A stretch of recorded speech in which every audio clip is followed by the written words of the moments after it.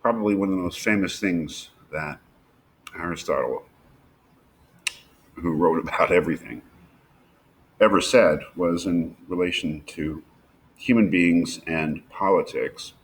He says here on page 3 that man is by nature a political animal.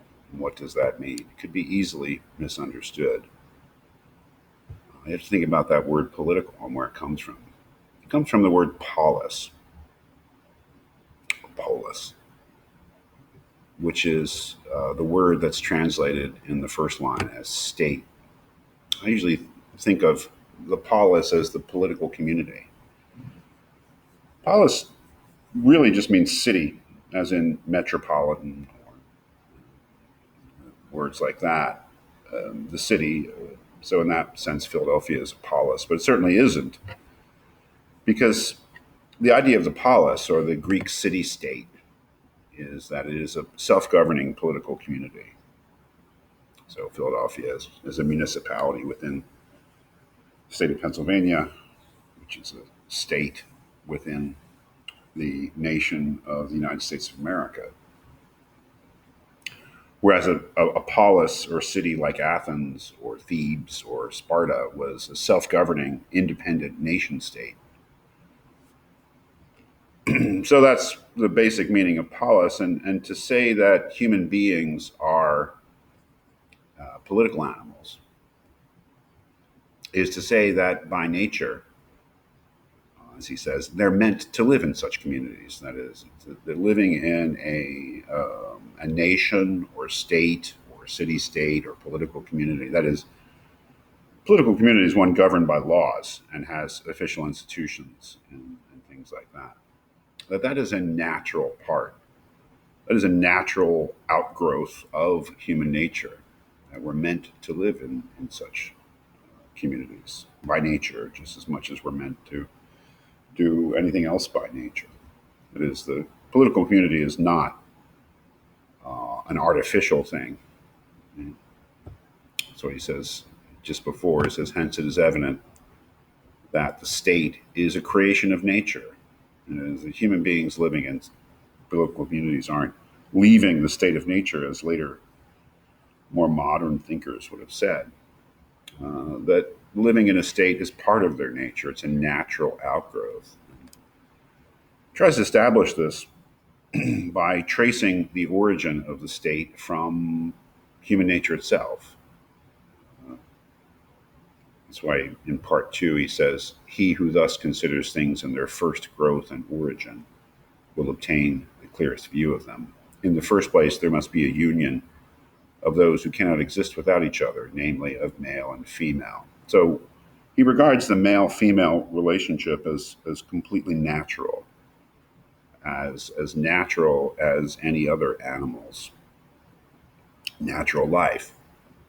And that this natural union, what he regards to be a natural union between the man and the woman, along with servants or slaves, which is quite important, which we need to talk about, constitutes the origin of the family.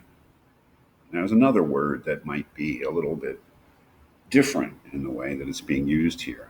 The word that is translated into English as family here is oikos, which really means household. That is, the ancient idea of the family was different than the modern idea of the family, especially insofar as the family includes people who are not related by blood, and those are servants or slaves. For Aristotle, it was completely obvious for him that having servants or slaves was just as natural as having brothers and sisters.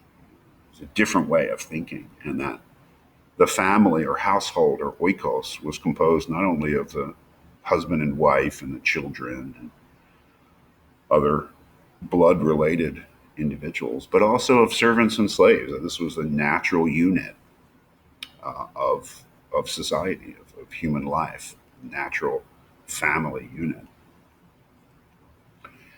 So if you can establish that the household or family is natural, and then say, well, okay, This is on page 2. The family is the association established by nature for the supply of men's everyday wants, and the members of it are called by Charondas companions of the cupboard, and by Epimenides the Cretan companions of the manger. But when several families are united, and the association aims at something more than the supply of daily needs, the first society to be formed is the village. So the family is natural, and when families coalesce and unite, they form the village, the small association of different families, and that is natural too. And the most natural form of the village appears to be that of a colony from the family, composed of the children and grandchildren who are said to be suckled with the same milk. So the idea is the family is natural, and the family sort of morphs or evolves into the village or colony, which is natural. And then at the bottom of page 2, he says, when several villages are united in a single complete community, large enough to be nearly or quite self sufficing, the state comes into existence.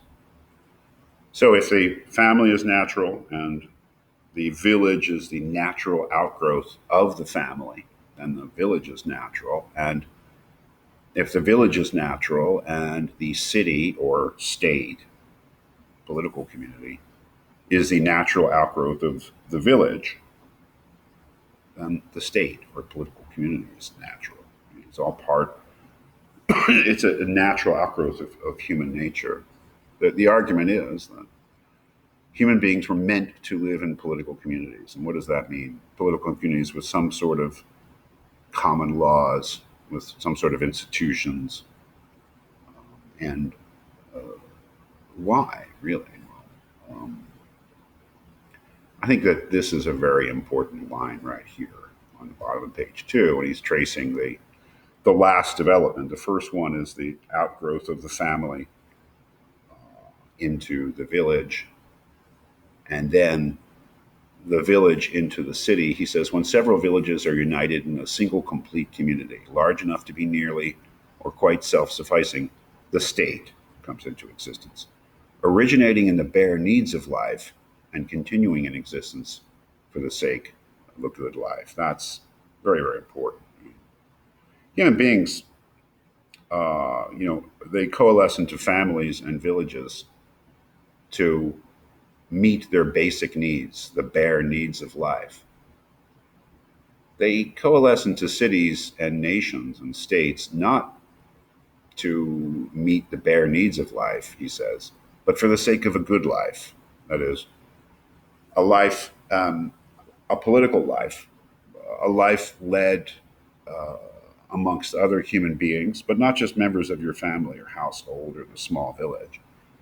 A place like Athens, we would regard as a fairly small place, ancient Athens, but to them it was a huge city with a varied population, varied institutions, living under law, with the capacity to have all the institutions, political, cultural, economic, that made something more of human life. And you can talk a little bit about that, but the idea that the polis or political community or nation is the natural tendency of human beings to build these institutions and to live with each other, but not as animals live with each other. To live with each other, I think the important thing is to live with each other politically. That is, live with each other in communities governed by common laws.